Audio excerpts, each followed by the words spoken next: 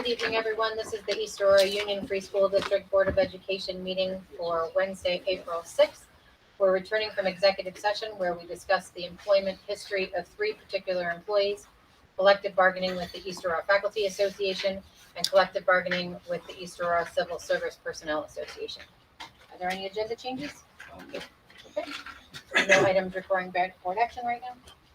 Superintendent's comments. Okay, I'd like to begin by welcoming Austin Dodge. Austin was appointed at our last board meeting. He has been with us for most of the year as our new tech teacher in the middle school, and so we're really grateful that he's been with us. He's doing a fantastic job relating well to our students, and we just want to welcome him because he wasn't able to make the last meeting. So congratulations. Thank you. And so, today we have a bit of a celebration.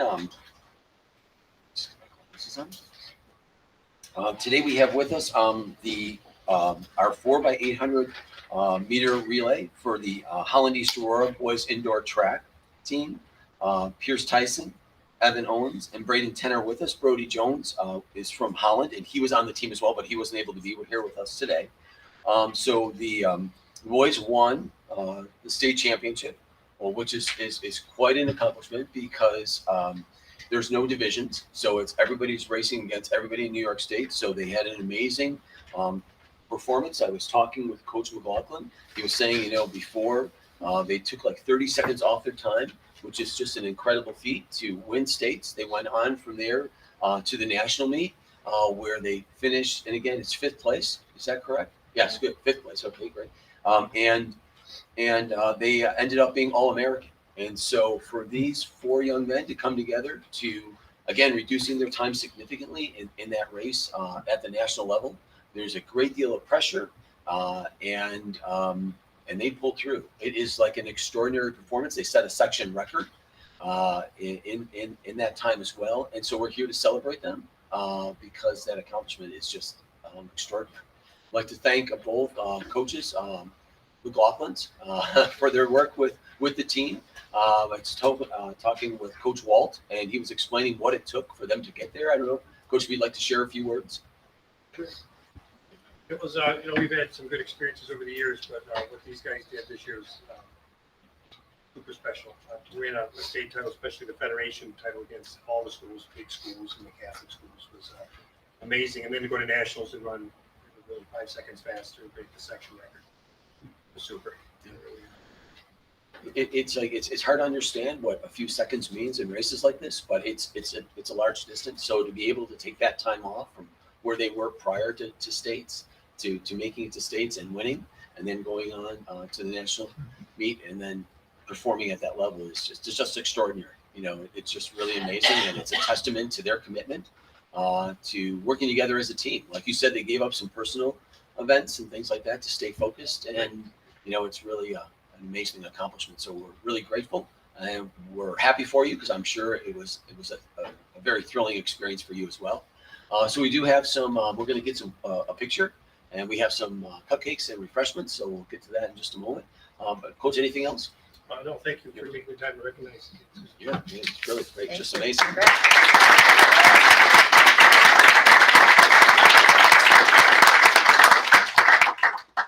Unfortunately, Coach Casselli could not be here today. He's not feeling well, so he would have been with us, but he's a bit under the weather. So why don't we come on up and we'll get a picture with you guys and.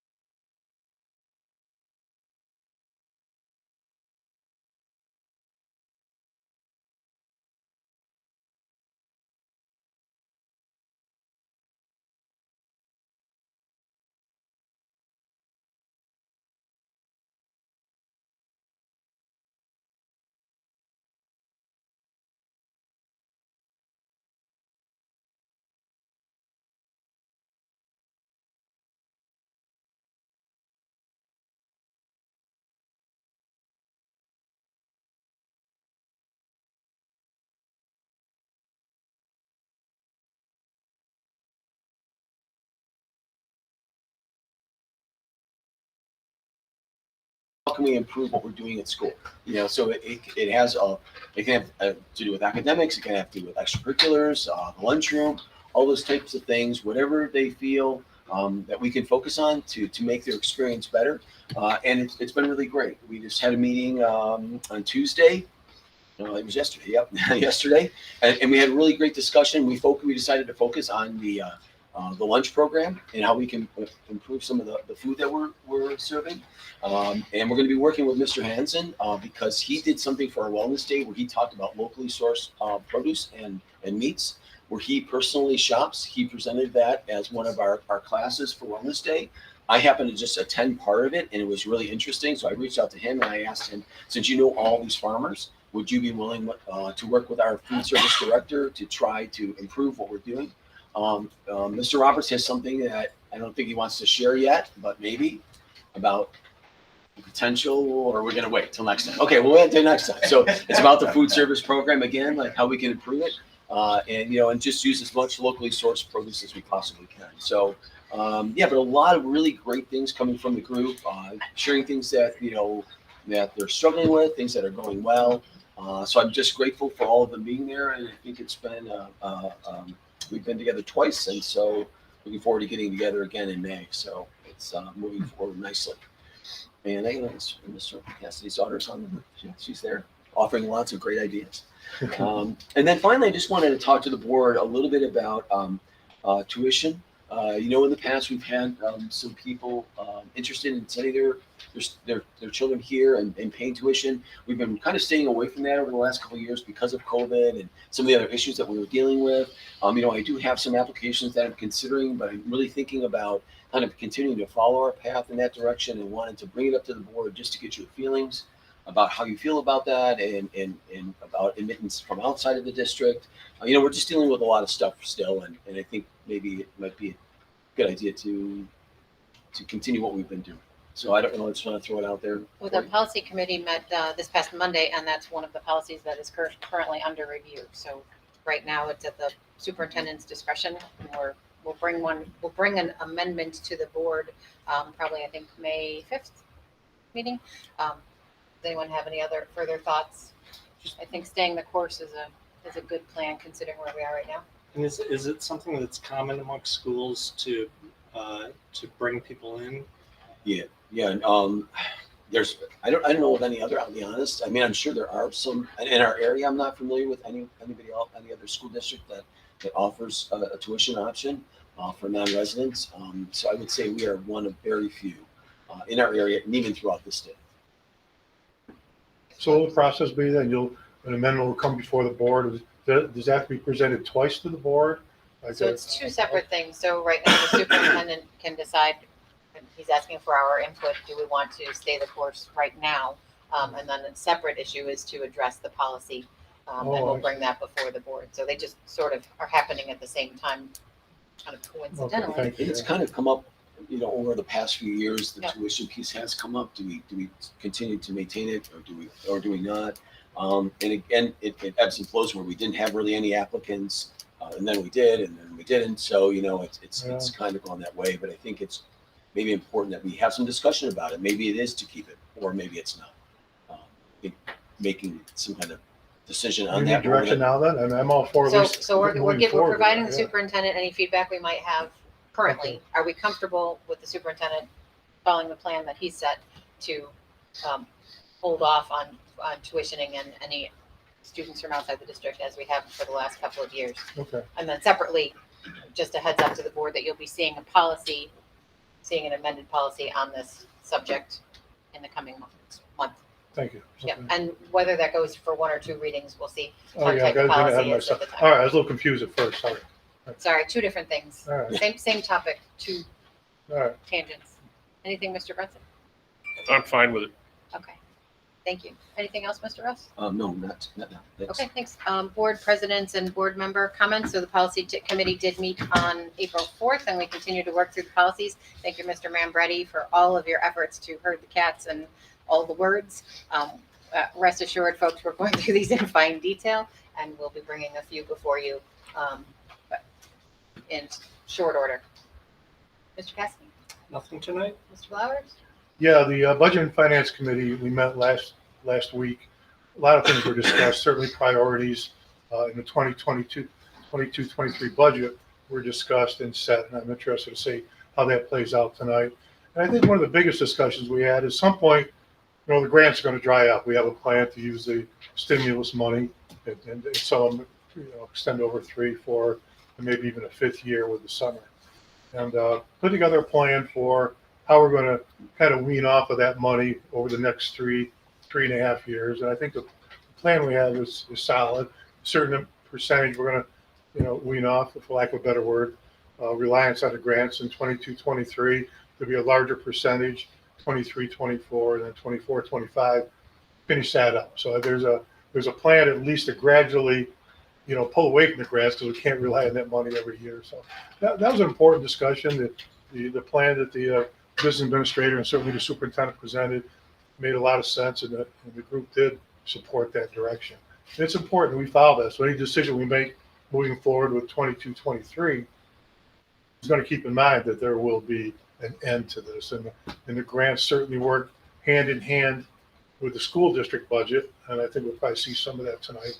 If not, we will in the future. But it was an important discussion, and it should be an important discussion either tonight or our next board meeting too, as to how all that works together. So, yeah, just thank you to the committee and the time and effort they put into that, and we'll see some of that tonight, I believe.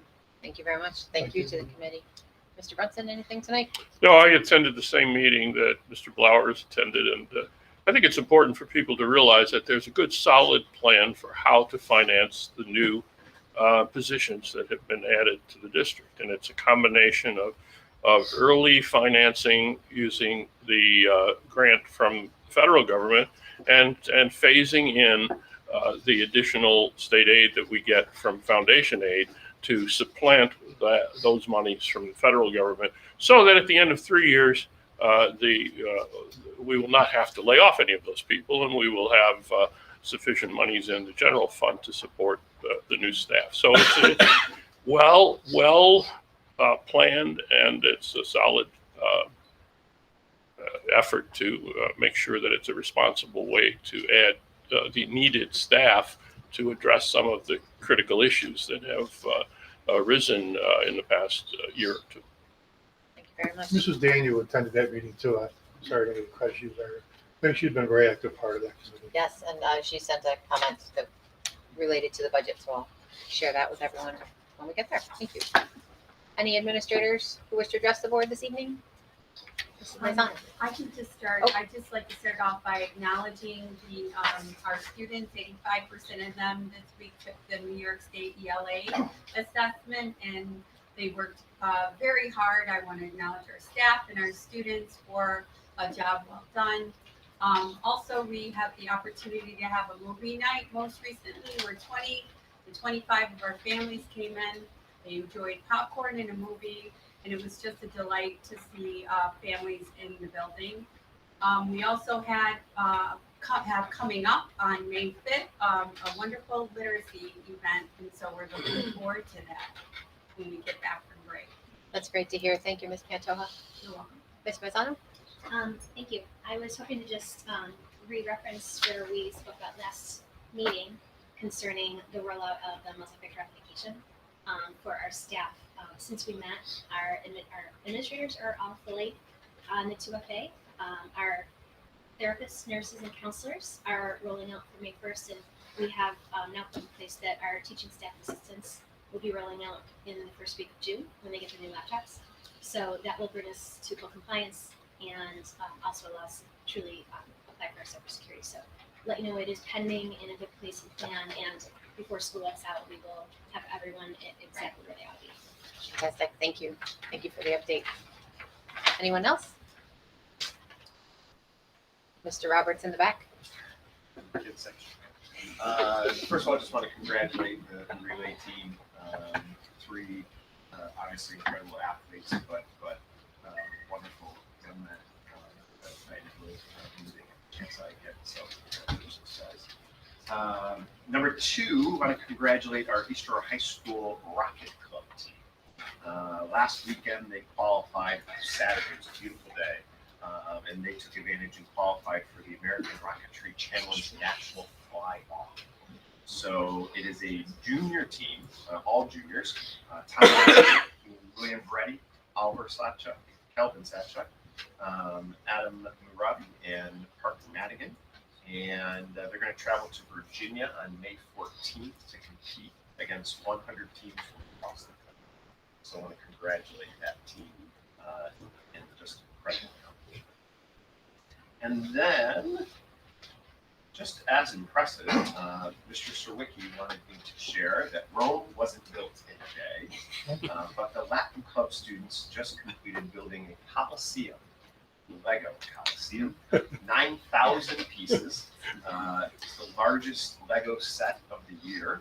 And the best part of this was that students worked little by little every day during activity period. And as until Monday, the Colosseum was built, and we'll try and put some pictures of that on our social media.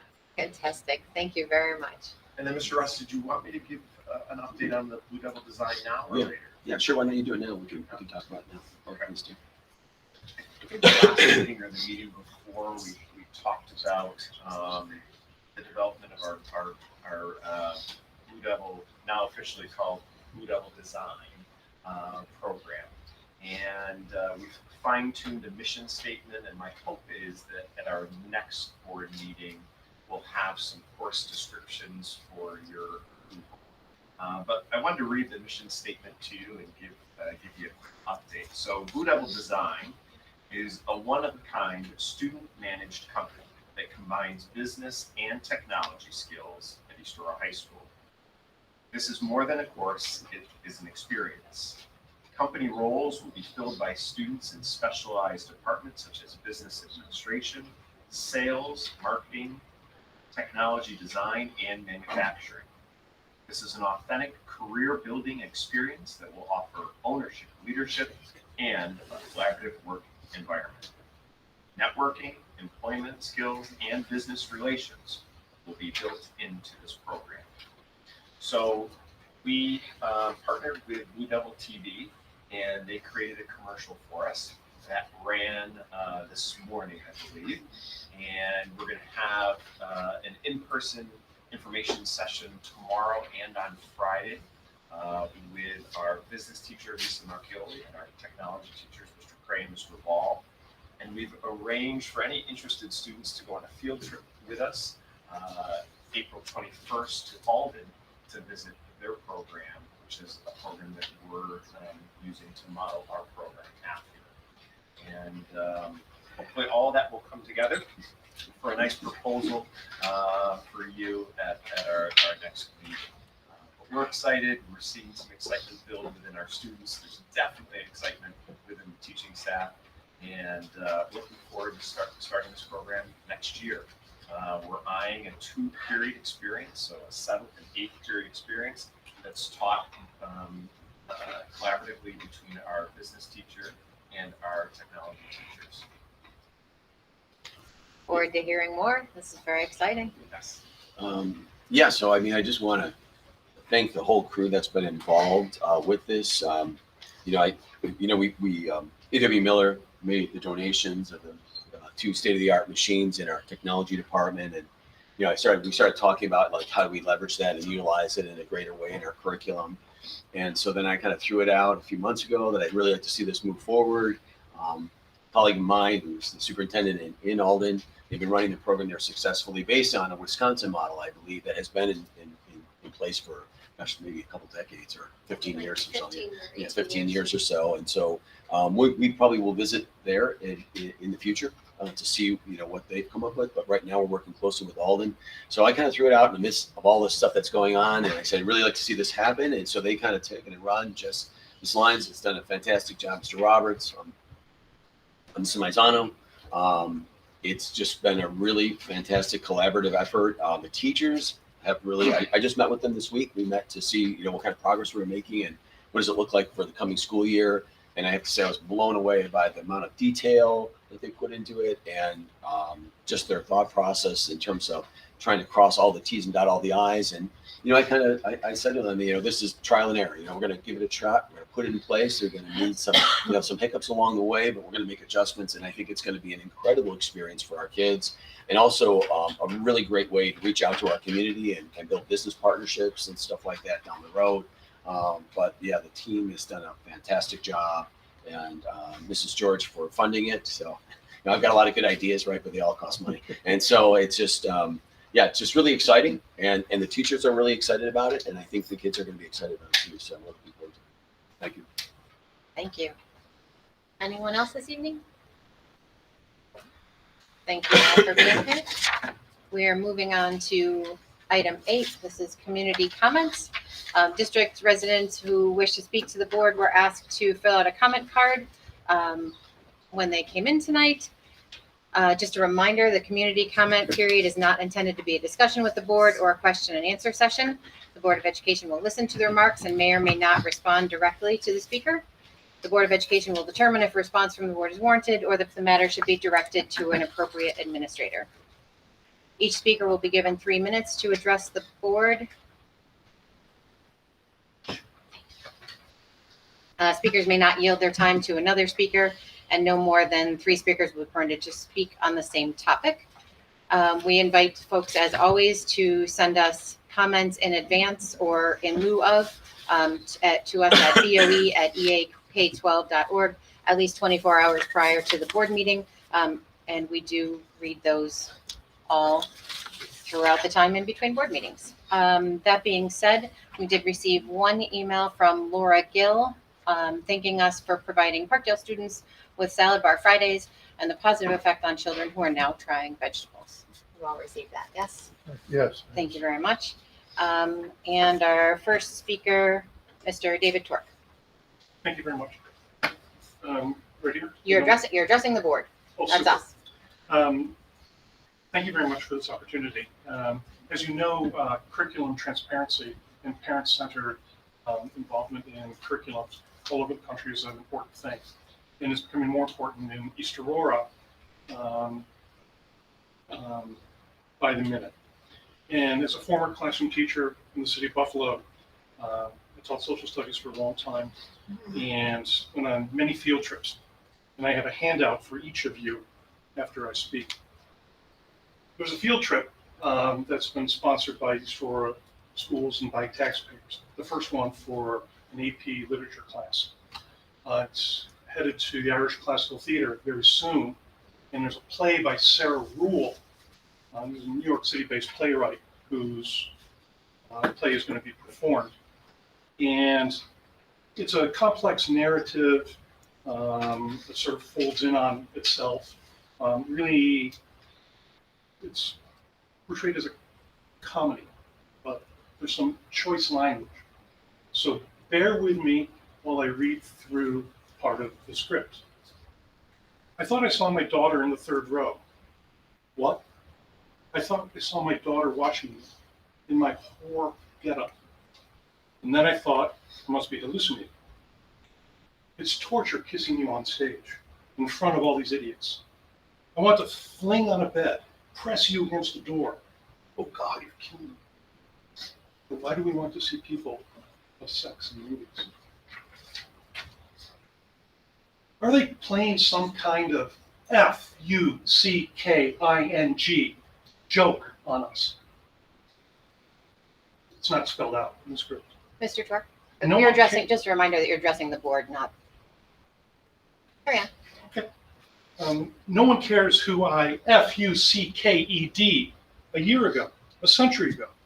I have a child, not a baby. A child biologically capable of having her own child. No one cares who I F-U-C-K-E-D during puberty. No one even wonders. It wasn't exactly puberty. Emotional. I've dreamed of you most nights for the last 12 years. I dream you introduce me to your child. I dream you want to kill me and that you're trying to climb through my window. I'm frightened.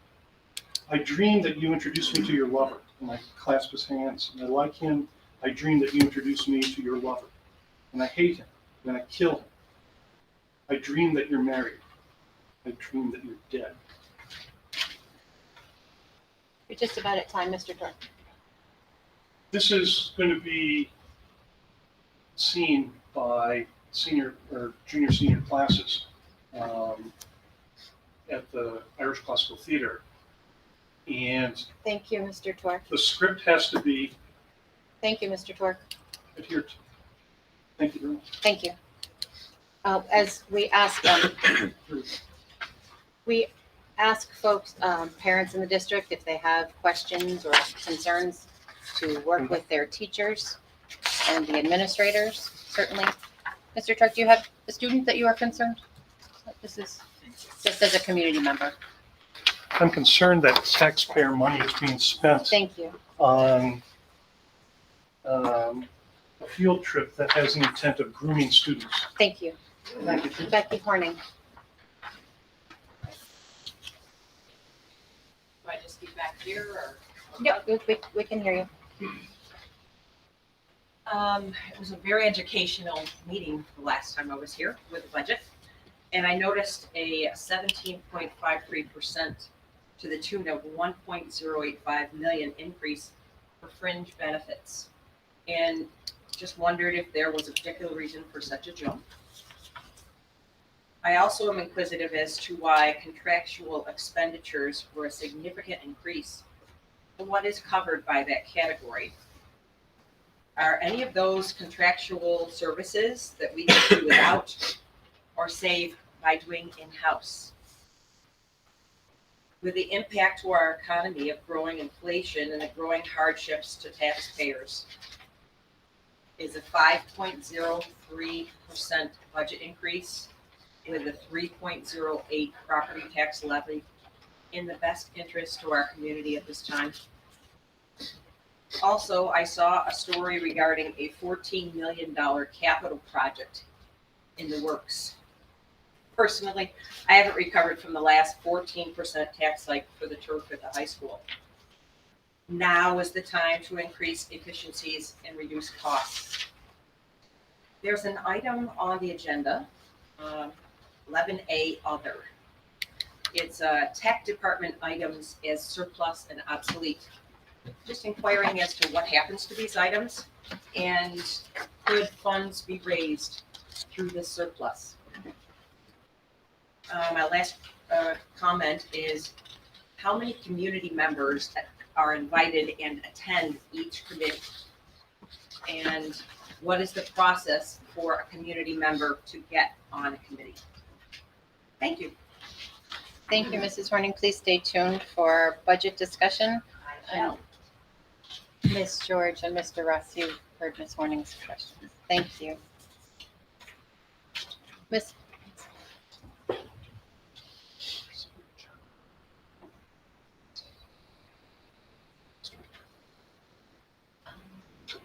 It would be a good thing to bring. Oh, I think we have one more. Okay, sure.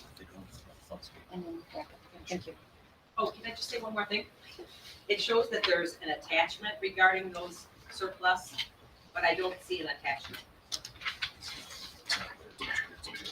Okay, and it would not usually be. Thank you, Mrs. Horning. The attachments are generally not included with the budget, or with the agenda. They're, it's not a full packet. It's just the agenda for the, yep. Is there a way to get a hold of something like that? Yeah, it'll be available online, Mrs. Horning. Thank you. Thank you. Mrs. Cole.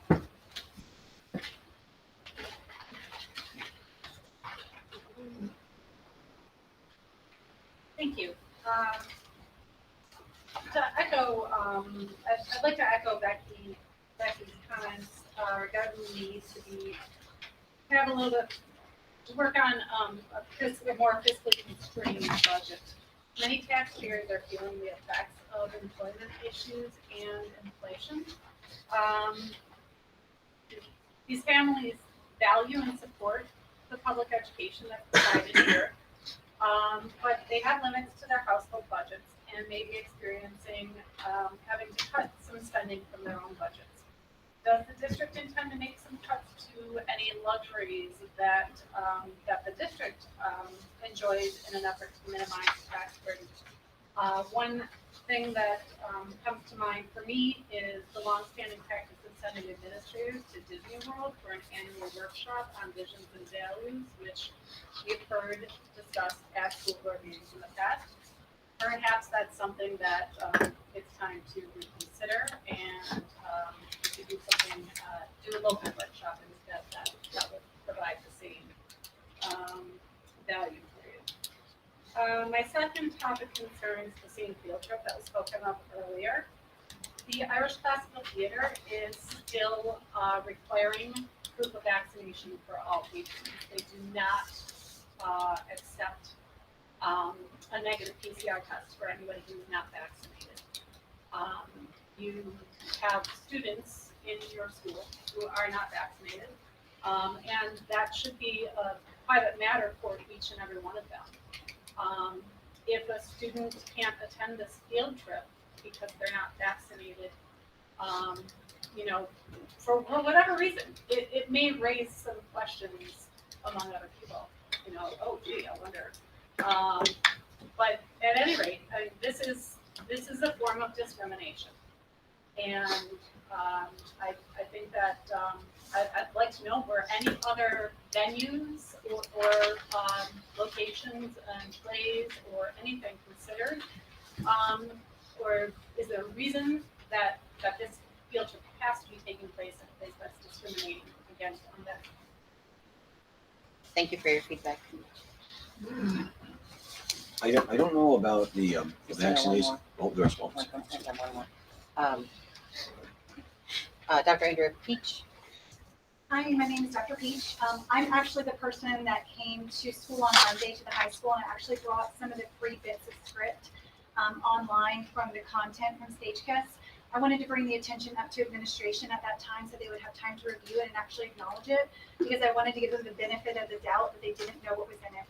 I actually challenged the secretary at that meeting to actually verbally read some of the script out loud to me, and she couldn't even do it. She was too embarrassed, and she was apologetic that she couldn't even read this to me out loud. If an adult cannot read this to a parent out loud in a school setting, how is this unacceptable that we are going to be removing our children from school and taking them on a field trip where it's acted out in live person? After I brought in the script, the teacher then did send a note to her parents in the classroom. In her update to the parents, she said that they were going to be taking a school production. They were going to be taking the kids to a school production called StageCast. There was mature content and language in it, but this is going to be a student version, and the content will be altered a bit for our benefit. I actually called the theater this morning, and I spoke with the man who runs the place, runs the theater, makes the bookings, and speaks to the high school teachers. He said there is no student version. There is no altered dialogue, and the only difference between this play that's going to be shown for our students and the general public is the time of the show. They're seeing a matinee, and adults go in the evening. Arthur Conan Doyle actually wrote, "There is nothing more deceptive than an obvious fact. Fact. This teacher didn't even think this content was noteworthy to inform parents of prior to me submitting the script. Fact. There is content in here such as effing during puberty, whores, murdering lovers over jealousy, sex, masturbating, and flinging people against walls to have explicit sex.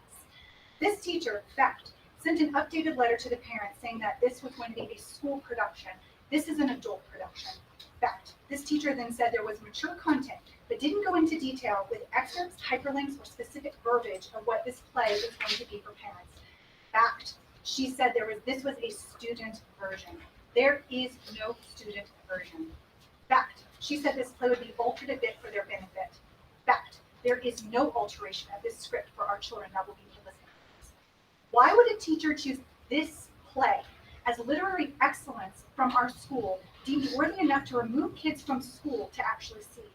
What benefit does this play have on these students and their education and their growing minds?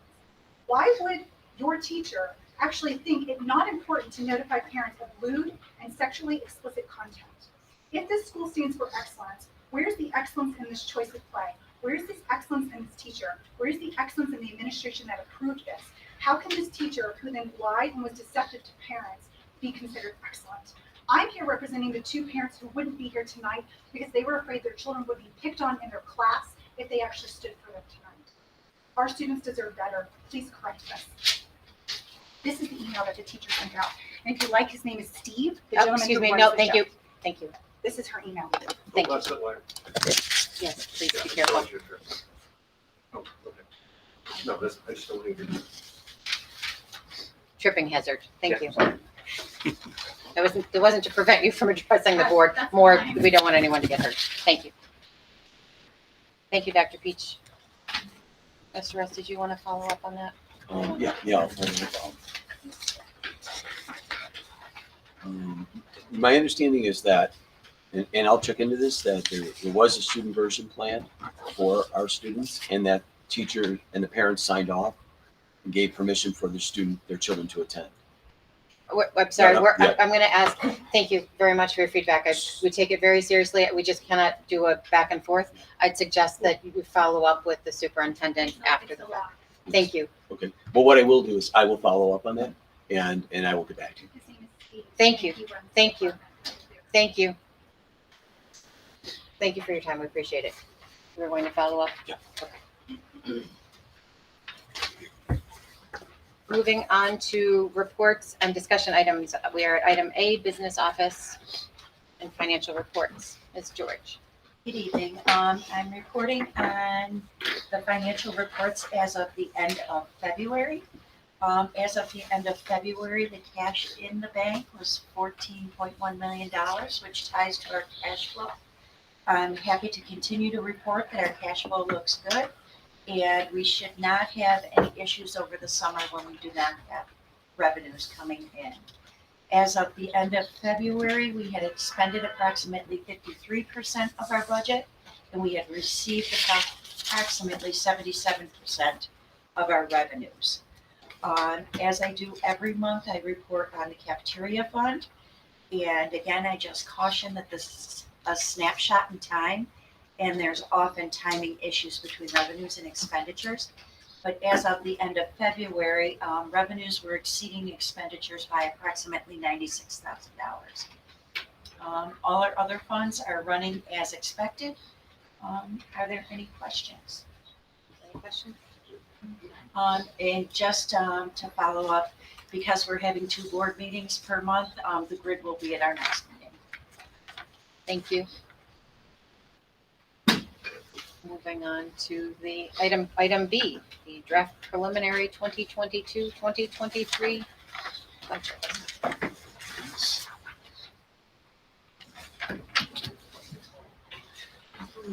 I'd like to thank everyone for being here with us today. So here's our agenda for our budget presentation. I know we had some questions from some of our parents, and hopefully we'll be able to address those issues as we move through the process.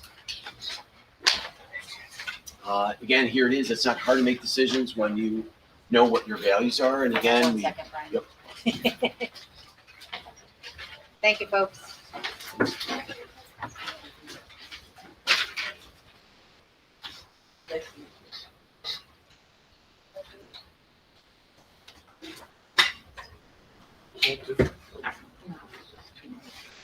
So again, we use our values and vision kind of to guide us through all of our decision making when it comes to programming for our students and for our staff. We've worked on this over a period of time, and it really has been the driving force. It's been really valuable for us to go through the process. And we did this at a time when we were in really we were dealing with some really serious financial difficulties, and the process that we used to pull through it to maintain our quality of our education and the experience for our students is really worked out quite well. And so our commitment again is first and foremost is the interest of our students. We want to make sure that they have the best experience possible. Of course, there are limits, and we're making changes and making adjustments all the time as we go through the process with our staff and with our students. But that definitely is the cornerstone of why we make the decisions we do. Again, we're going to use good care and judgment in the managing the resources that the community provides for us. We're committed to conducting our business in open, objective, and a professional manner. We've been talking about this for several months. The process actually starts in October. We have our first public presentation typically in December. And we try to do that, and we have several board meetings between that time and the board's vote, which is in May, so that we can share this information with as many constituents as possible. And then again, we're future focused, and we're focused on our vision, which is something that does adjust every year depending based on our needs. But it also aligns to our values, which are kind of the bedrock and are basically timeless. So Budget Finance Committee, it's a really successful mechanism for unrolling the budget. It starts way back in October. So you can see it's about, maybe about a 7 or 8 month process to get here today. So we start off and we don't have much information at that point in time. But we just start talking about what do you think it's going to look like? What do you think some of the pitfalls are going to be? What do we need to be prepared for? Came back in December. And you can see we kind of tied to our board meetings. So prior to the board meeting, we meet in the Budget Finance Committee to have these discussions. And as information becomes available, Ms. George brings it to the committee and we have discussions around that. And that happens each month during the year. We get more information as the process moves forward. Unfortunately, and we were really kind of surprised that the budget, New York State budget didn't pass. So that is going to kind of impact our presentation today because we need to move forward, not exactly knowing what the state is going to do for us. So that makes it a little bit more difficult. But I think we're prepared to do that. And so you'll see in just a moment. And so you can see here we meet more frequently towards the end on February 7th and again on the 28th, on the 16th. And then we met just a few days ago on the 28th. And you can see the topics get more complicated and we talk a little bit about, like you can see, we reviewed the tax levy limit and we're going to want to shoot for coming in underneath the cap. The cap is at 3.08. So we want to reduce that to 2.9. We're going to just have a discussion with the board about that. Again, here it is, the tricky balancing act that we have to, it kind of keeps going on. We identify priorities, we balance trade-offs, we establish our goals and make adjustments to those as things change and as we get additional information, additional funding, those types of things. So this is kind of an ongoing process that not only that we work on during the budget season, but we work on honestly all year long because things are developing and changing pretty rapidly. So the federal stimulus, okay, so we got about $3.1 million in federal stimulus money to be used over a 3.5 year period of time. So we had to kind of estimate how we were going to use it, and this is kind of how we filled it out initially, how we're going to spend the money over time, looking at one-time expenses and also long-term expenses and trying to find a balance between that. And we'll go into that in a little bit more detail in just a second. So here you can see is that, at the bottom of this, the total is $914,000. This is what we've committed to so far for this school year out of the $1.4 million that we were allocated. So you can see, and most of this is focused around, honestly, responding to our students' needs in regard to their academic well-being and also their social and emotional well-being. Focusing on hiring social workers, math, academic intervention, behavioral specialists, literacy specialists, math specialists. And you can see, so those are in different areas of the between Parkdale, middle and high school. Some are shared depending on, again, the needs of the students and what we're hearing back from our staff in regard to responding to some of their academic needs as well as their social and emotional needs. We put in a building sub, substitute teachers have been in really short supply in every school district in Western New York for, I'll be honest, for years, and it hasn't gotten any better. So we decided to put a building-based substitute in each one of the buildings that helps out each day, which has been really, really advantageous. We are able to reinstate our director of technology, who started with us mid-year, and Mrs. Maizano has been here about 2 months. Yeah, okay, 2 months, and she has just done a fantastic job, and is really like you can see, like on the agenda today, we have some excess resources that we want to get rid of. She's moving forward with the 2-step authentication. So just a lot of really positive things happening. We're really grateful because it's been about 1.5 years since we had a director. Mr. Clements retired and we decided not to replace him at that time. And then Mr. Manbrady kind of took over, and that's been a lot to deal with because technology impacts everything, right? Every single thing that we do, whether it's in the classroom or it's in our business office or it's sitting here on the table, technology is everywhere. And so we're really grateful that she's with us. Again, replacing some of the Chromebooks for faculty and for our students, materials and supplies, so on and so forth. So here it is. So the federal stimulus money for this year is, like I said, just about $1.4 million. Our initial budget, we've committed to $914,000, which was on the previous slide. And so what's really important is $519,372 of that is for one-time purchases. So about $396,000 is for ongoing expenses. So that's really important in terms of how do we manage this moving forward. And that was some of the questions that I think some of our parents had. And so what do we do with the uncommitted balance? So can we roll it over to 23, 24? That's the first question. And then, or do we identify more one-time purchases like flexible seating for our English Arts department? One of the conversations I had yesterday with the students in my group, like I said, we talked about, the lunch program and how we can improve it.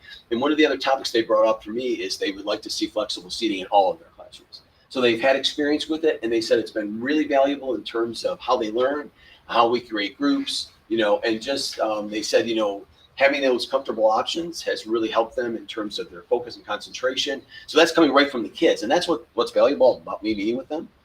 Is that they're giving me information on how we can improve it for them. It's not me saying that flexible seating is going to work. It's them telling me that flexible seating is an advantage for us. So how do we fund positions after federal stimulus runs out? So we talked about that too. And again, Mrs. George is looking at over a 3-year period.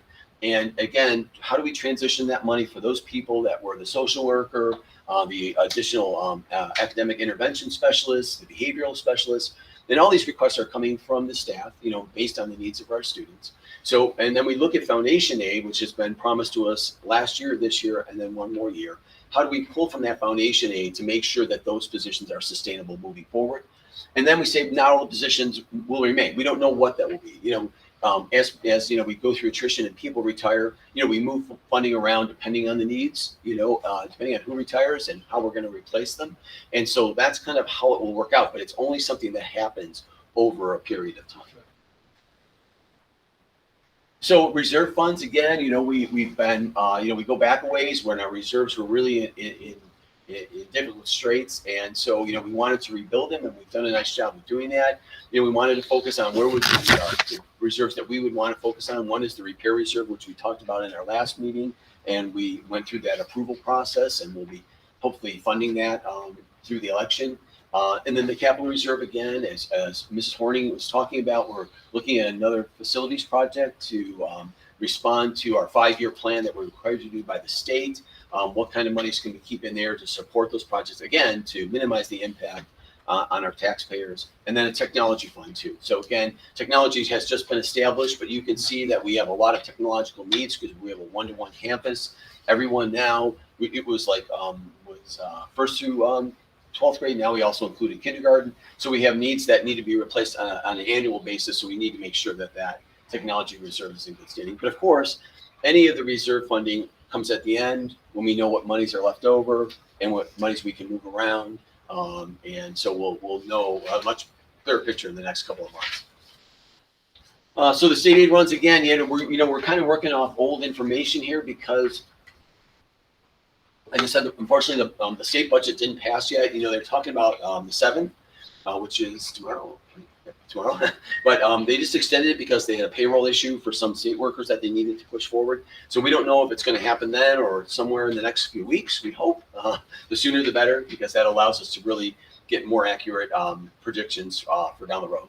But foundation aid, you can see again, it was increased by $1.1 million, which is really important because that is ongoing funding that will come to us every year, and that's what allows us to sustain those positions that we added for this school year.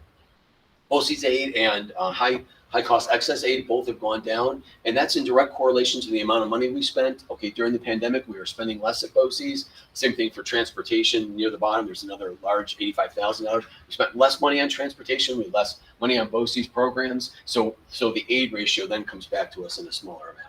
We're looking to see that kind of reduce. One thing we will see in BOCES, because we've created some in-house programming, Mrs. Marinaccio was talking about bringing more students back and doing some things internally, so our overall cost should drop, and that's been really positive. It's super successful program. My background special ed, and I couldn't be more pleased with what they're doing with the program that we established this year in the middle school. Just absolutely fantastic. The teacher is extraordinary.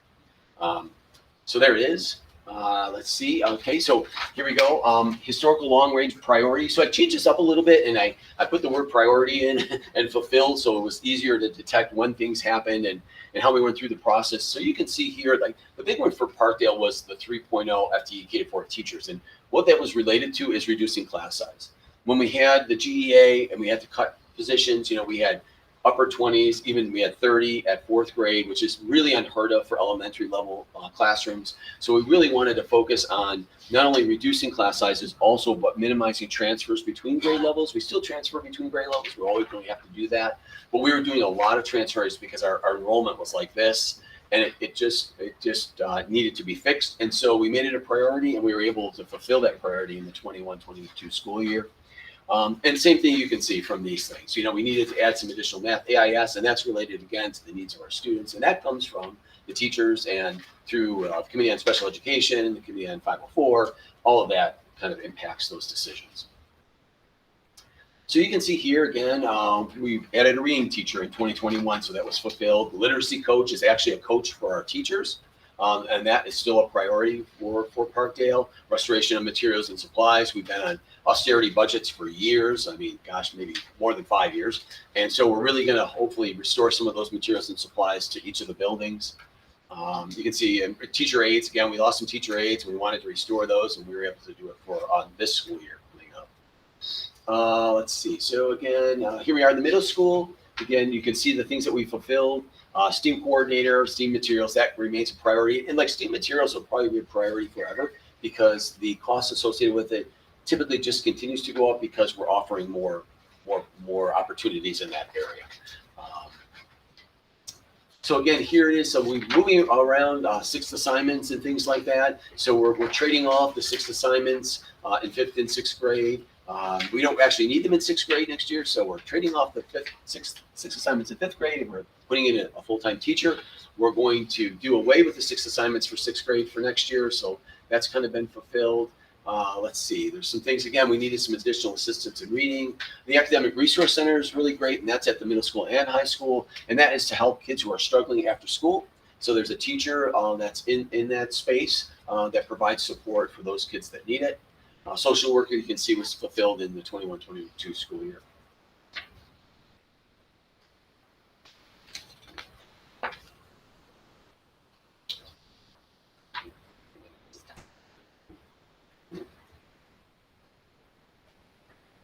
I got another one. Oh, you have another one? Okay. There's a line off. No, Brian on the left-hand side, there's no line off. But What did I do? Did you turn it off, Vance? What did I do? Slides. There you go. That's it. Oh, I set it off. There you go. Thanks. Yeah, okay. Again, here we are. We fulfilled the reading teacher at the middle school and also restored teacher aides as well as we did at Parkdale. Here we go on to the high school. Again, a lot of those priorities were filled earlier on in the 2021 school year. Restoring electives, again, it continues to go on. They continue to build the course catalog, which is really fantastic. A lot of new offerings. That's coming. A lot of that creativity comes from our teachers. Hey, we're talking to our kids and this is what they're thinking. Our people in the counseling center are also talking to our teachers about things that kids are interested in, also like what the work community is looking for, those types of things. So they continue to create new programs. And then we're restoring them slowly over time. There was lots of cuts at the high school, and so we're still in the process of fixing that. So again, we had the ALC, which is up and running and doing really well. Technology teacher, you can see there, it was fulfilled in 2021 when we added Mr. Craig. But now with the new programming that we're talking about, it's become another priority for the 22-23 school year because we're seeing that the expansion of the program is probably going to require us to have another teacher on board. And we restored the art club that was fulfilled in 2021-22. And then My Learning platform, which is for our counseling center. Bill, you want to talk a little bit about that? The My Learning is sort of a one-stop shopping area for students who are goal setting, career exploration, and college exploration as well. It's a 9 through 12 approach. Actually looking at merging that with middle school, so it's middle school and high school. And it also goes as far as virtual tours of colleges and universities, and it's an opportunity for students to apply to colleges and universities through the My Learning system, uploading their application, recommendations, and so it's something that we've started and it's only going to continue to grow. It's a really robust program, as you can see, and we're just kind of getting started with it, but the Counseling Center thought it would really be advantageous for our students to have access to it. So we put that on as a priority, and we are finally able to fulfill it. So let's see, okay, yeah, just, like the 2.0 business teachers again, along with this new program, Blue Devil Design, there's a big business component of it, to teach the kids the opportunity from moving something to manufacturing, to marketing it, to selling it. And so Mrs. Marchioli is just lighting it up. I mean, she's doing a fantastic job moving it forward. But because of that, and also the personal finance course we talked about is high interest as a required course for our students. We would need to. We're gonna plan on hiring one business teacher this year, and maybe another one next year or the year after, whenever we can afford to do that.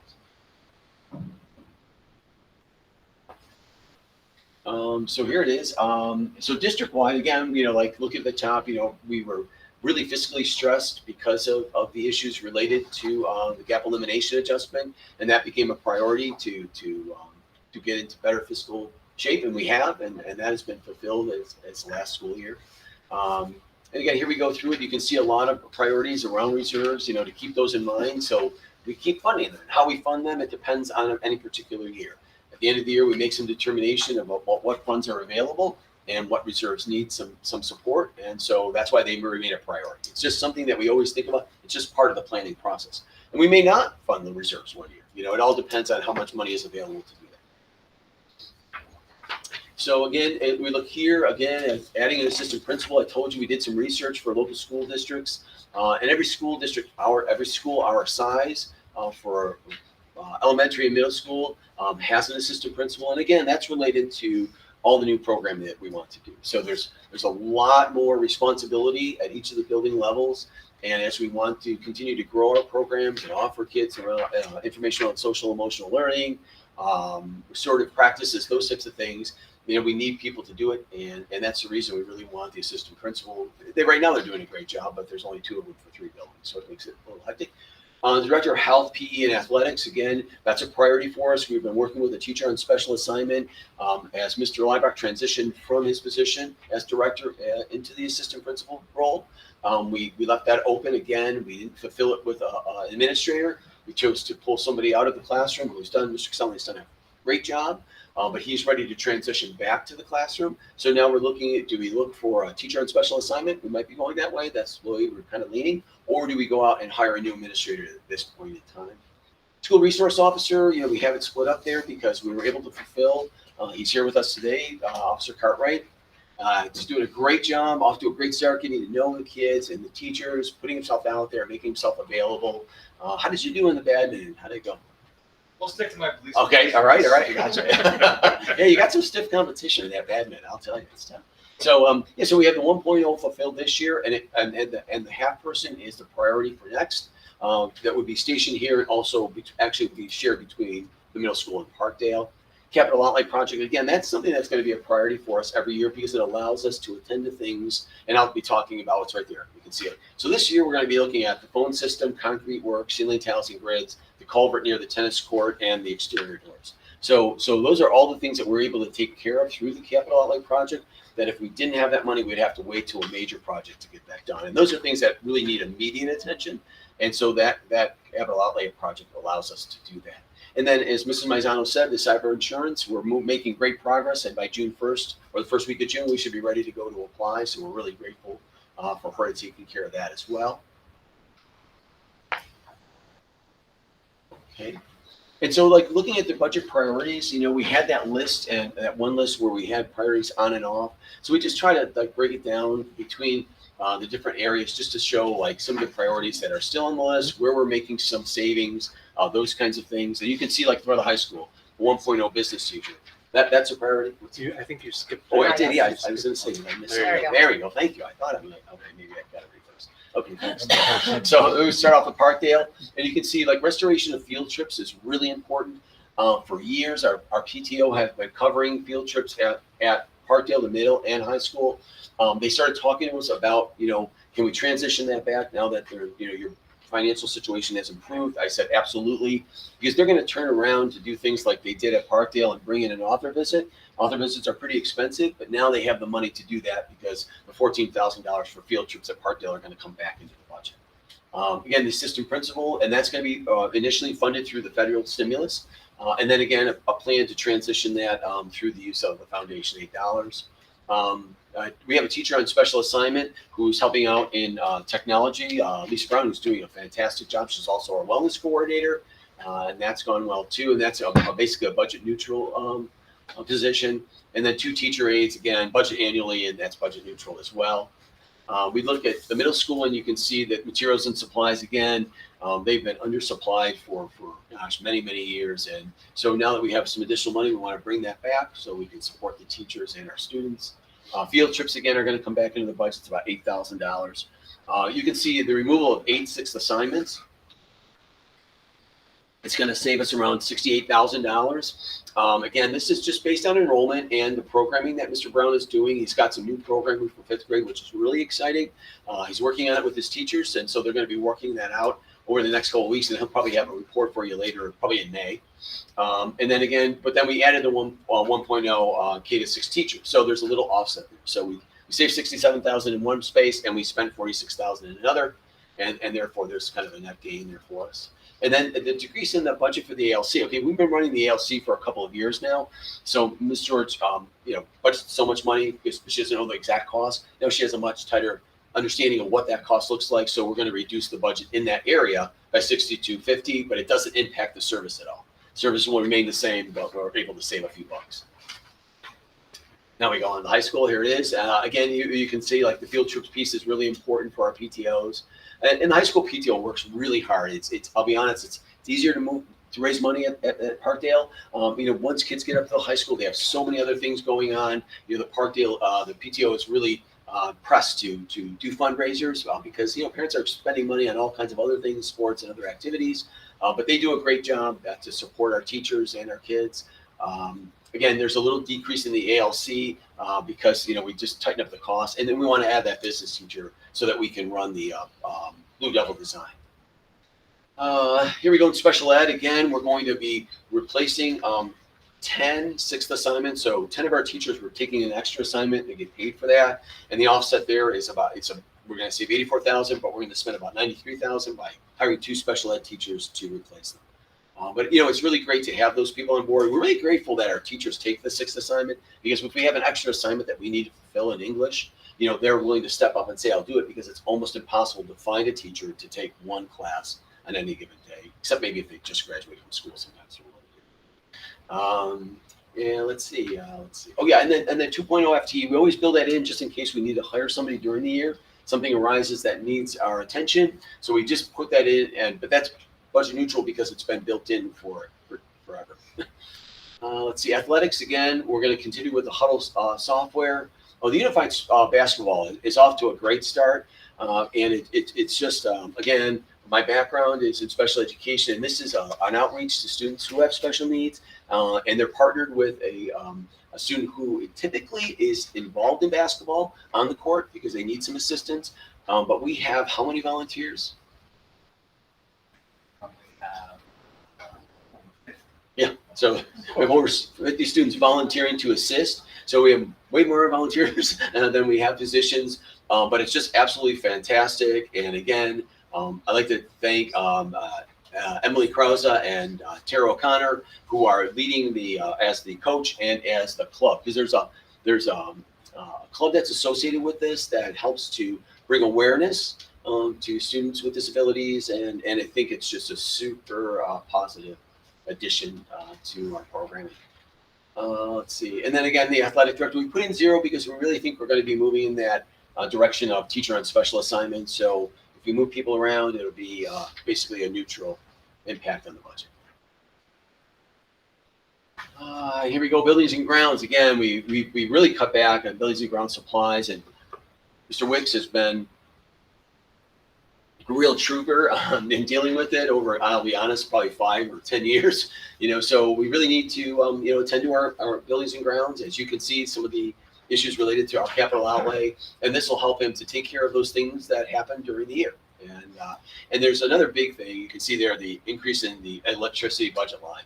Huge increase in our facility around electricity. So we're looking around $67,000. So the district level, we're going to hopefully hire that SRO part-time that'll be placed between the middle and Parkdale. Establish a repair reserve. Again, it's not to exceed $500,000, but we'll make a determination at the end when Mr. George will present. This is where the monies look and what can we put in there. It could be 50,000, 100,000, I don't know, whatever number the board is comfortable with. Capital outlay project, there's some discussion in the budget that they're going to increase that from 100,000 to 250,000. That looks like it's going to move through. So that could be, Mr. George is thinking for us not to go to 250 for next year, but somewhere between 100 and 175,000. And then the cyber insurance, we really have to wait until we get that quote, but we should know that sometime maybe in June. So here we go, the tax levy limit calculation, and I'll turn it over to Ms. George for this. Okay, I like to remind people we've been living under the tax cap now for 10 years. It's hard to believe 10 years have gone by. And to remind people, the tax levy limit, it's just a formula. It's a formula that was established by SED, the state of New York, that now districts live within. And it sets the maximum amount that a district can raise taxes in any given year with a 50% majority vote. Certain pieces of this formula is set directly by the state. If we look at the first like goldenrod yellow color that I have a little bit bolded on 1.0104, that line, that is set by the state. And what that is telling us is that we have growth within our school district, assessment growth, property growth. There's new housing going in. So that's a factor that we get right from the state. The next line that I'd like you to look at, it's going to be line and columns. If you look in the 1920 school year, down at the bottom, the capital exclusion of $846,000, the district in that year didn't want our taxes to go up as much. So we appropriated excess fund balance against our local share of our capital exclusion, which lowered that dollar amount. And the reason I bring that up is if you look in the 2021 school year, you see that 846 is another piece of the formula. But now you go down and the other exclusion is 1.3 million. If these two numbers don't stay close together, you see a increase in the taxes. As you can see, it went from 4.45 to a 5% tax increase. So one of the things that we've been working on very hard, and one of the reasons we're discussing having a capital project, as debt falls off, if you don't bring debt back on, you're going to see these swings in your tax cap under this formula. So it's something that we're really working at. And if you go over to 22, 23, and 23, 24 in the blue highlighted, they're both blue. Well, blue in 22, 23, then blue in 23, 24 at the top, and then at the bottom, you can see those numbers starting to stabilize. Once they stabilize, your tax cap is more predictable. And we've been working on that. So this year, when we figure out the formula, the maximum amount we can go to is a 3.08% tax increase. Through all the meetings that we have in the Finance Committee, lots of discussion, more discussion tonight. The budget being presented tonight is going out at a 2.9% tax levy increase, which is tax levy compliant, and it's actually under the legal limit. On this slide, each town has a different tax rate based on their equalization rate. So I like to talk about our full value tax rate because it's comparing apples to apples. And I think what is of note, over the past 3 years, our equalized tax rate has actually decreased by 74 cents per thousand. Another thing to think about on this slide is in the town of Aurora, East Aurora, people are really disproportionately affected by the equalization rate. Older houses are less affected than newer houses, and it has to do with the assessed value and the timing of that assessed value. So a house that was built maybe 50 years ago has an assessment from maybe 20 years ago, which is lower than a house that's built now that has a more current assessment. So when you apply the equalization rate, those two homes are really affected disproportionately. And that's part of the system. The only way I see to correct that, which I don't know if it'll happen, it happens at the town level with revals. And I don't know if that will happen. So if we look at it, our per pupil expenditure, we look at this every year, just to see, how we compare to other school districts across the state. And you can, even if you just look at the total expenditure between gen ed and special education, we're spending a little bit over $36,000 per student. We're similar districts to us in terms of demographics are spending about $20,000 more per student, around $56,000. And then all school districts across the state, on average, are spending about $8,000 more, $9,000 more than we are, about $45,650. So, again, we always say getting a good bang for our buck. Our kids are doing well, high performance, lots of opportunities for all students, for those who are typical students and those who have additional needs. Our kids are doing really well. So our expenditures, we always look at where we're spending our money, and some of this salary and fringe benefits we'll talk about right now. And you can see here salaries, again, a lot of that is basically two factors. It's contractual obligations and also new hires. So we've hired a lot of additional staff this year, again, to respond to our students' needs. And then that correlates directly with fringe benefits. Those new employees, they have the opportunity to participate in our fringe benefit program. And so that's the reason for those two increased costs. And again, that ebbs and flows depending on how much hire we do in any given year. You can see here again, supplies. We're intentional in providing additional supplies, not only to our buildings, but also to our buildings and grounds, the other departments as well. Some contractual, do you want to speak to that, Mrs. Yes, George? the contractual, I know that came up. That's a combination of various things. If you look on the BOCES line, there's a significant decrease. And that decrease is because we are bringing programs back to our district. But when it decreases in BOCES, it increases in our salaries and our fringe benefits and in our contractual obligations. So we're not purchasing it through BOCES, we're purchasing things directly through an outside contractor to meet those needs, to have the programs in-house. Yeah, so you can see there's significant reduction in our BOCES expenditures, and that's related to a couple of things, like I said, bringing programs back to in-house, which is really positive, and also on the fact that we just used less services because there were less services required due to the pandemic. But again, so there's that offset there that the contractual items are things that we now have to contract that we would get through BOCES. So that could be related to like PT services or occupational or speech therapy that we need internally. So it kind of goes back and forth, but ultimately, we see a gain in regard to that particular area. And plus we're bringing our kids back and they're being educated here within our schools. So here again, it's the property tax levy is always a really important piece, and you can see, as Mrs. George just said, we could go out at 3.08. We decided to bring that under at 2.9, and that's what's reflected in that line where the arrow is. And you can see like the pilots are coming off, so there's a loss of that $25,747. A nice increase in state aid when we don't look at building aid of $1,053,439. We did lose some aid in other areas, but in general, there's a nice increase, and that's primarily related to foundation aid adjustments. Building aid is a little less, and again, that's because we owe less, so we're getting less back to us. As Mrs. George was saying, some of our debt is falling off, so the timing of it for a new project helps to stabilize the impact on our taxpayers. Sales tax came in really strong, again, about $200,000 more than we were predicting. It's kind of really, we don't know how it's going to go. It's unpredictable. We think people are going to be spending less, but obviously they're spending more. Well, and so they're spending. A huge piece of the sales tax is on gasoline. Mm-hmm. And the higher cost of gasoline, more sales tax is collected. So it's kind of Yeah. Yeah, it's an interesting time.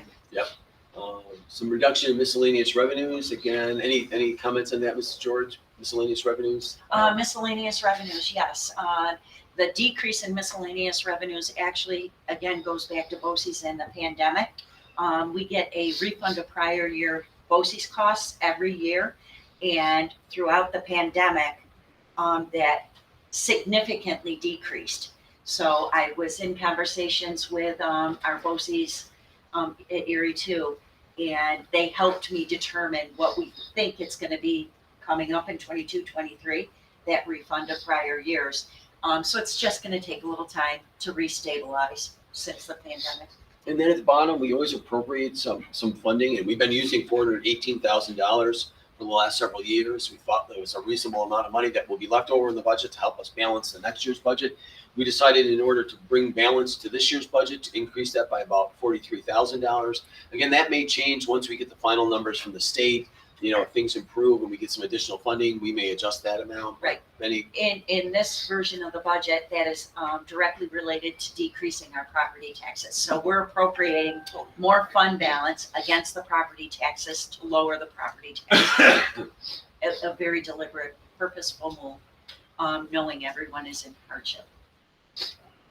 Okay, so here it is, the recap. This year's budget is $39,489,097. We're looking at a tentative budget increase of about $1,807,401 for a new proposed budget of $41,296,498.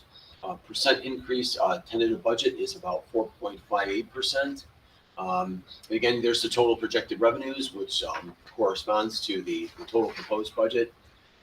Budget gap right now is 0 based on all the information that we've just given you. So the budget is balanced under this scenario, and then we can talk about it if you're pleased with this or not. I think that the last two bullets are really important. Again, when we look at, there's full value and really the assessed value, again, because of that formula that we use with the equalization rate.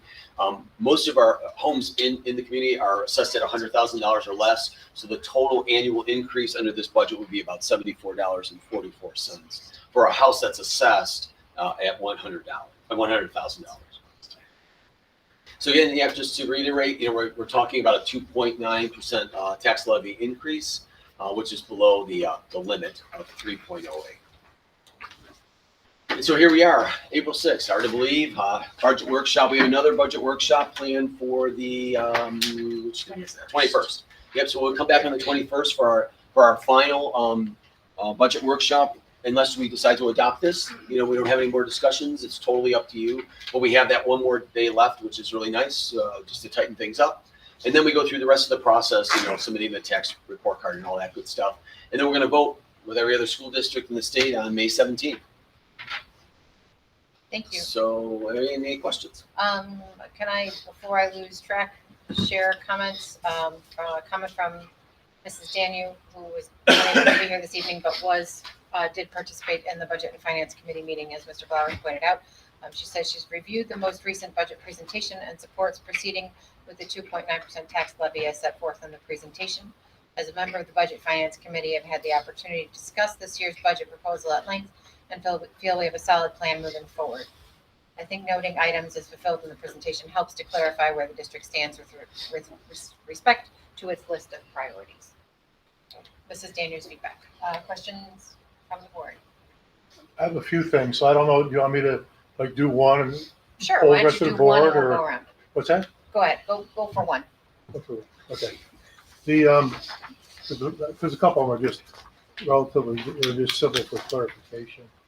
On page 12, the explanation was great on that. As far as talking about the reoccurring and non-reoccurring costs of $500,000. I do see where that number comes from. I kind of calculated that before the presentation. But I think in that $500,000 would be the Chromebooks would be included as a non-reoccurring, but that they are recurring, aren't they? Every 3 years or something like that? Yeah, so they are a reoccurring cost, and that's what the reserve is for. So that technology reserve is that's what we kind of continue to monitor and support, because we know that is like kind of a reoccurring cost, you know. Okay, so I had that. So we will take advantage of the grant here, but then push out, fallback will be, push out the use of the tech Okay. reserve. We were gonna start using the tech reserve, but we got the stimulus. So we're just saving that money for when the stimulus runs out. yeah, no, that's great. Okay, good, yeah. Now, what's the follow-up to this one? So it would be like 1A, do I get a 1A? Yeah, you get 1A. The way this is laid out is really good, and looking forward to 22, 23 be nice. And I know you have a slide up there that talks a little bit about that. This thing is really specific with numbers and positions. So now you've got 480,000, 426 is not committed. Now, would the plan be to commit that to reoccurring expenses, non-reoccurring, or maybe a blend of both, or are we even that far along there?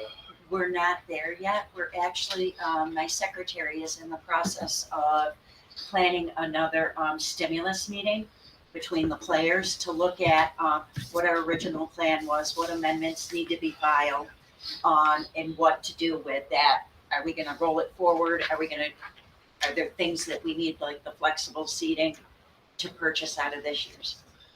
Yeah, that makes sense. I mean, it's a good plan. So what you're doing, if you take that 480 and push it, you're pushing it closer to the end of the federal money, which will create, I know we talk about a funding cliff or whatever, but you're kind of building that up by pushing it to the end of the grant. But so far, your explanation's been really good about the 3-year plan that we had, the 4-year, whatever. So I fully support all that. I just kind of interested how that 480 is going to play out, and the computer, that was a solid answer on that one.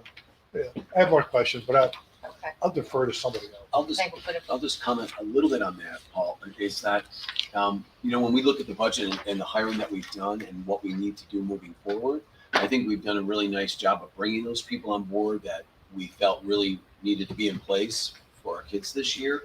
So I'm hoping that part of it will slow down. I can't say that there wouldn't be any additional hires, but I would say that either this money will roll forward or will be utilized for things like flexible seating. Again, flexible seating, it only lasts for so long, but 10 or 15 years, and then we have to think about like some kind of replacement plan. I think, but the more we can do with it, because we see that in the classrooms, I've used it myself in the library at the high school with students, and so we see what they can do with it in the classroom, and it can be really powerful. And the kids are really motivated by it. It gives them flexibility in their learning, and there's just a lot of positives to it. It allows the teachers to group in different ways, and it's fluid. It's just more fluid than desks and rows. So we're hoping to move it. So some of that money would probably be well spent that way. Thank you. Yeah, that's big help. Mr. Cassidy? I just want to thank you for the additional detail on this and the changes that you made between the last presentation and this one. It really helped to clarify a lot of things, both on the federal stimulus money and the budget itself. This was, I thought it was a great presentation, made it very clear, and I'll give any remaining time I have to Mr. Blower to ask his next question. Thank you. Senator. The senator from that under the table. Mr. Brunson, anything? Oh, I'll yield to Mr. Blowers. Thank you. I wanted to ask Mr. Russ if you wanted to clarify at all the fringe benefits. I know it can sound like there's something optional. We know they're not optional, but do you want to talk about what that entails a little bit? The fringe benefits, there's all kinds of things in there, and certain things are definitively salary driven, such as Social Security. Take total salaries, multiply it by 0.0765. You know what your Social Security number is. The same with the state retirement for TRS, for ERS. Don't have those ratios right in my head today, but they're two different ratios. You take your civil service salaries, you multiply it by that ratio. You take your teacher salaries, you multiply it. The thing that is driving it a little bit more this year is over the past several years, we've been very fortunate with our changing how we purchased our health insurance. And that money that was previously in a health insurance line had been shifted to salary lines. And with the new hires, that has caught up. So we needed to start funding the health insurance line again.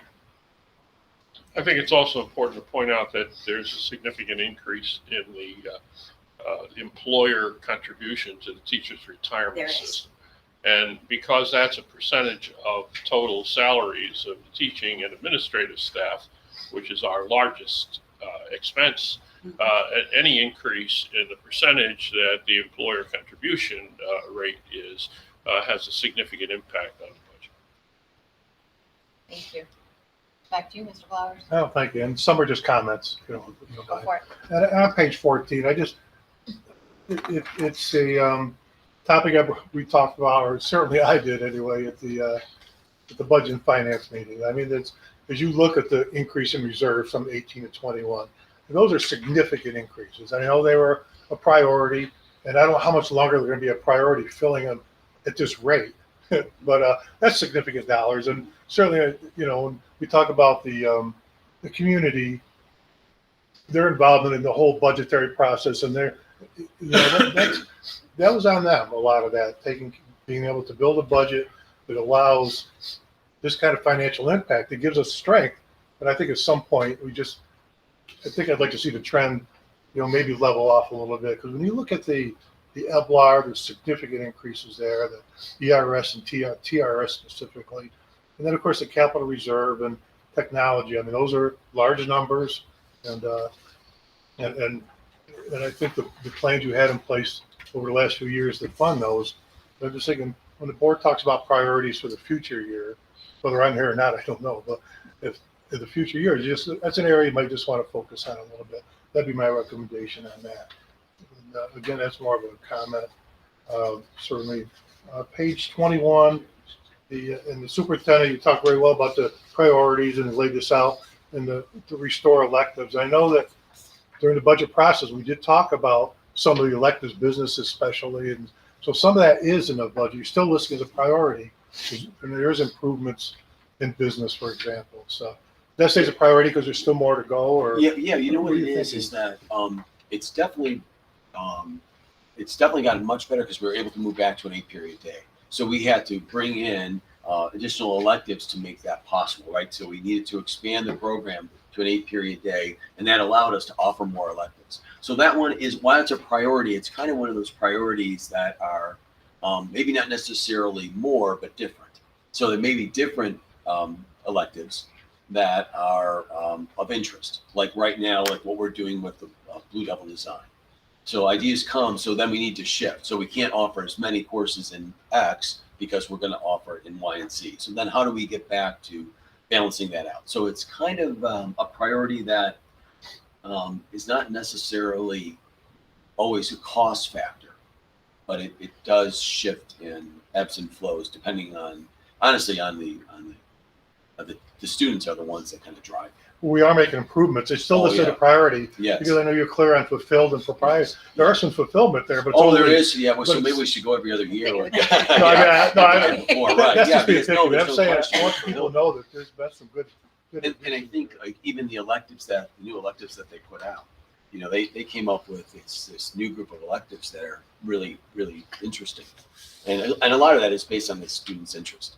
So the students say, I'd like to study these things, and, you know, they collect that information, and then the different departments come together to offer different courses. And then we just added to the course catalog. It's kind of ever growing, and then they kind of exchange them as they need to. Yeah, but that's a good point. So it's a priority in terms of writing the schedule more than it is than adding new electives. Or the ever-changing needs. Thank you, Mr. Flowers, for your feedback and for your comment, Mr. Cassidy. I absolutely agree. Thank you for all the level of detail, and this clarifies so much. It's the next level of what we saw at the last meeting. So thank you for that, and thank you, Mr. Flowers, for pointing out that we need a small tweak to clarify the ongoing priorities that have had some level of fulfillment. Yeah. But overall, it's such a fantastic amount of information. Yeah, and can I go a little longer? Go for it. And We're here the one thing you notice through the process when we're meeting and certainly looking at the handout, that the priorities was give and take on everyone's side. I mean, I'd see it from the administrators, the teachers.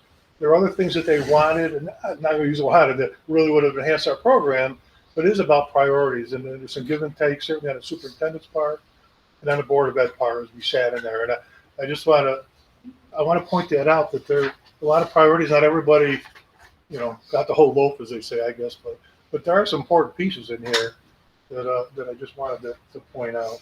Let's see,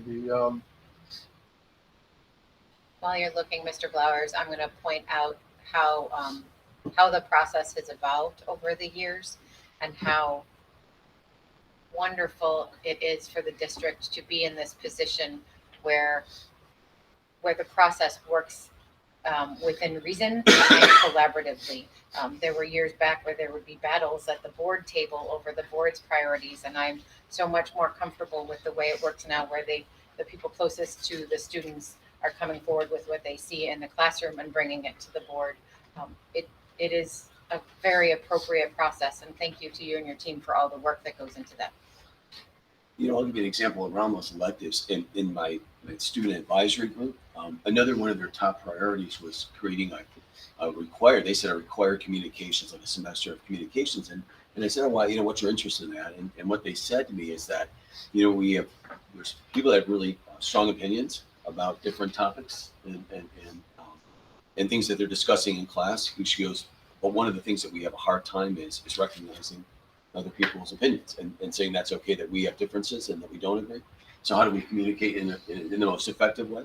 And so I thought that was really interesting. And we're doing a little bit of something like that. And, you know, we decided even prior to COVID, you know, we were recognizing some stressors that, you know, for our students, a lot related to kind of social, emotional, mental health, those kinds of things, and coping, you know, with all the different aspects of their lives, you know, their academics, their social media presence, you know, their sleep patterns, their nutrition, all those kinds of things that, you know, kind of play into their lives. And so Mr. Lombardo has done a great job creating an elective around that. And it's been super, super popular. A lot of kids have responded. So we talked about possibly making that a required course, and that communication piece could come into that. Like, you know, how do you communicate? Because so much of that is about relationships, communication. You know, how are you successful as a young adult, as you are in school and transitioning out to either college or work or wherever you're headed? You know, how do you make those transitions? And so it's been a really, really positive element. He's done a really nice job. A lot of positive feedback from our students in regard to that, but it's sort of what the kids are saying too. You know, we need this support and help as we kind of grow into young adulthood. So, but that's kind of why it's a priority, because it's always there. yeah, no, it makes sense. But it's not a financial priority necessarily. Yeah, thanks. Yes, right. Yeah, okay. Yeah, that's a good point.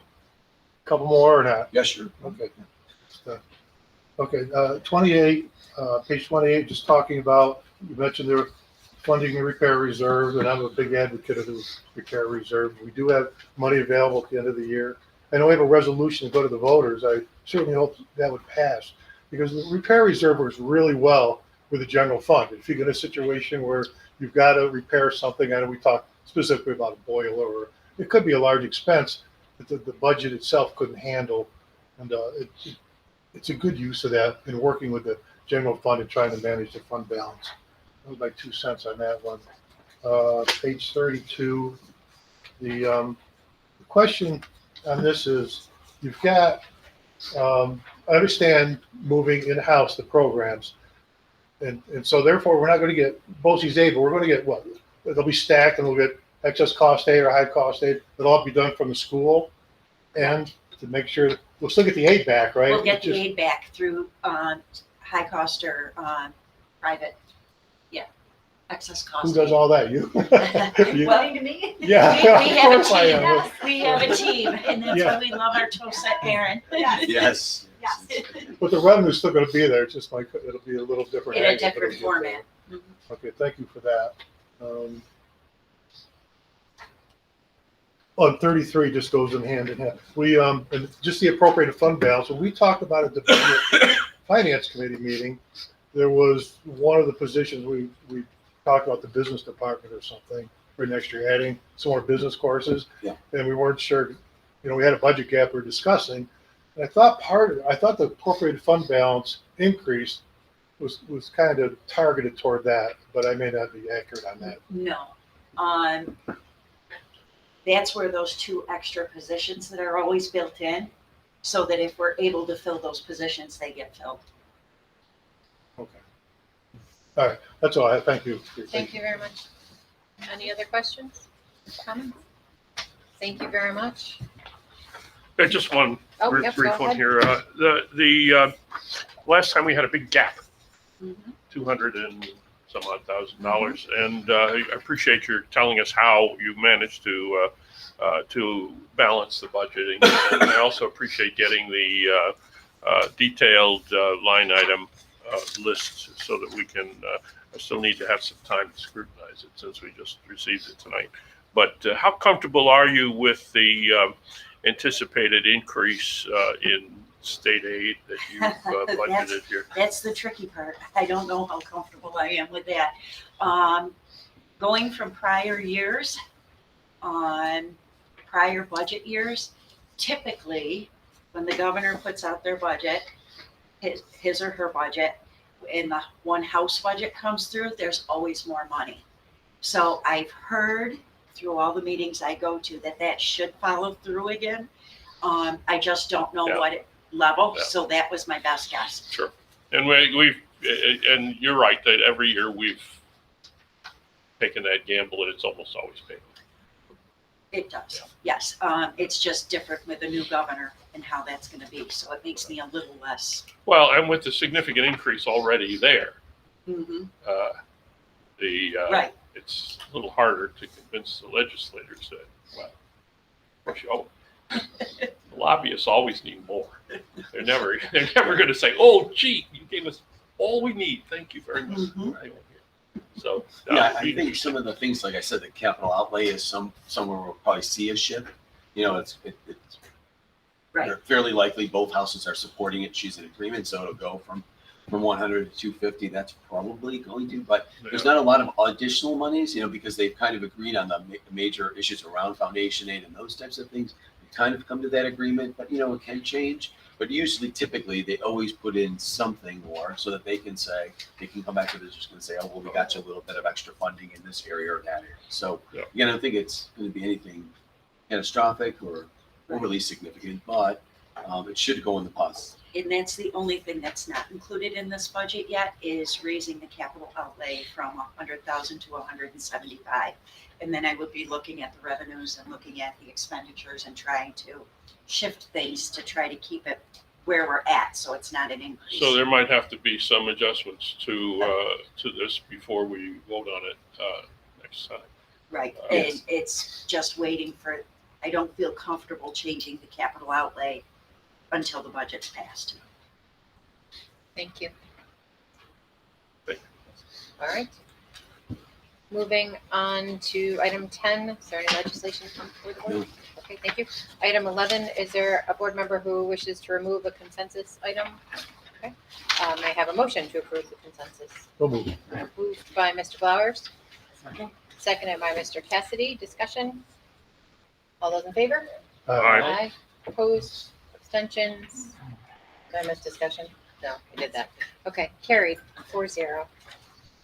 Mrs. Armbruster, backing up one to legislation, there actually was some legislation in the last month. Well, it's been a lot of legislation, but particularly affecting our taxpayers and our voters.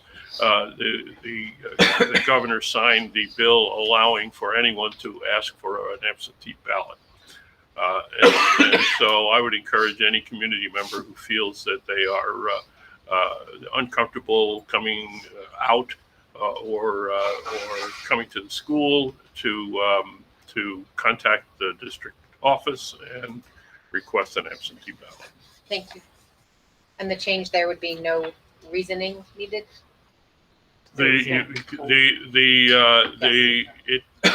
There's always been provision for absentee ballots, but the bill that was signed extends the ability to use the COVID pandemic as a reason to request an absentee ballot. Thank you. Moving on to item 12, items requiring board action. May I have a motion to accept the resignation? Oh, sorry, I'm going to rephrase that. Superintendent recommends that the Board of Education accept the resignation of Molly Tent, long-term substitute, as detailed in the agenda. So moved. Moved by Mr. Cassidy. Second? Second. Seconded by Mr. Flowers. Discussion? Just want to point out that I mentioned Mr. Russ at the beginning, that we're booking and ending the meeting with the 10 kids, except for Parker, who is the middle child and probably used to being left out. You just had to throw them in there. Yeah, Promise Molly his did, I'll mom have I to say, would. Molly did a great job for us, right? We're really sorry to see her go, but she's moving to, she's going out of the country to teach. So it's good for her and really exciting time for her, but she did a great job as a long-term sub for us. And, it's nice to bring our students back, right? Thank you. All those in favor? Aye. Opposed, abstentions, carried 4-0. Next regularly scheduled board meeting is Thursday, April 21st. Thursday, folks, April 21st. And there's a special Board of Education meeting currently scheduled for April 27th at 7:30 in the morning. That is for the component districts to vote. This is only for the purposes of voting for the BOCES administrative budget and to cast ballots for BOCES board members. So could everyone please check your calendars and make sure we have a quorum for that one. I will not be able to attend. Jackie will send a reminder. Thank you, Jackie. Okay, thank you. And there are a couple of workshops and conferences listed on your agenda. May I have a motion to adjourn? Moved by Mr. Cassidy. Second. Second. Seconded by Mr. Blowers. Discussion. All those in favor? Aye. Opposed, abstentions, carried 4-0. Thank you very much. Thank you. Just after 9 o'clock, sorry, folks. It was my fault. Yeah, we blame Mr. Blowers. He's got all these. Well, geez, I missed the Yes. meeting. I had a lot